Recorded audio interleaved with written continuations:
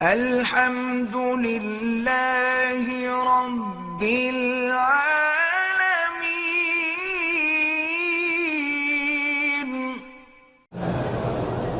میری بیٹی ہے، اس کا نام منابیہ ہے، اس کو سانس کا مسئلہ ہے، اللہ شفا عطا فرمائے۔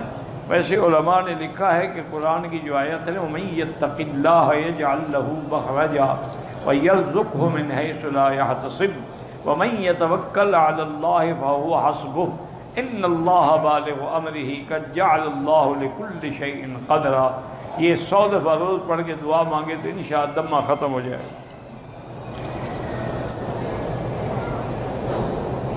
میرے پڑوسی جو ہیں حسد کرتے ہیں، جھوٹے الزام لگاتے ہیں، آپ استغفار پڑھا کریں، توبہ کیا کریں، لا حول پڑھا کریں۔ وہ جتنا ظلم کریں اتنا تم احسان کرو۔ احسان سے ہی بندہ مرتا ہے، طاقت سے نہیں مرتا۔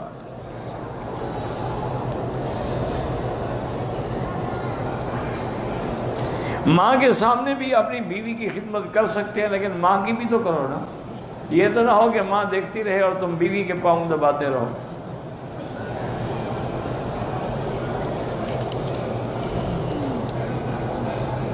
رکوع کی حالت میں اگر پیشاب کا خطرہ محسوس ہو، محسوس ہونے سے کچھ نہیں ہوتا۔ اگر قطرہ گرتا ہے تو اس کا علاج ہے کہ ہر نماز کے لیے نیا وضو کرو۔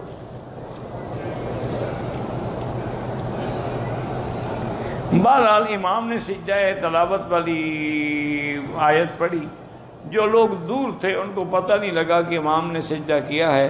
اگر وہ رکوع میں بھی چلے گئے نا تو نماز ہو جائے گی۔ لیکن یاد رکھو، جیسے یہاں امام صاحبان جمعہ کے دن فجر کی نماز میں سورۃ سجدہ پڑھتے، لیکن وہ بڑے زور سے اللہ اکبر کہتے تاکہ سب سن لیں، پھر سجدہ بھی لمبا کرتے ہیں تاکہ جو کھڑے ہیں وہ سجدے میں آ جائیں۔ پھر بھی تمہیں نہ سمجھ آئے تو کیا علاج ہے؟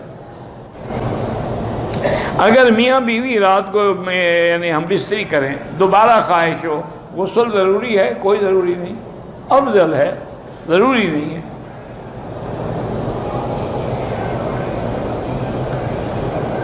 یہ مسائل جو ہے نا، ایک بات کا خیال رکھا کرو۔ مثلاً سردی کی رات ہے، تم رات کو 2 دفعہ ملنا چاہو بیوی سے، 2 دفعہ غسل کرو تو انشاءاللہ صبح کو فوت ہو جاؤ۔ یہ پہلے لوگ تھے، ایمان تھا، قوت تھی، طاقت تھی، کبھی حرام نہیں کیا، کبھی زنا نہیں کیا، ماں کے دودھ کو محفوظ رکھا، ان میں قوت برداشت تھی، وہ کر سکتے تھے۔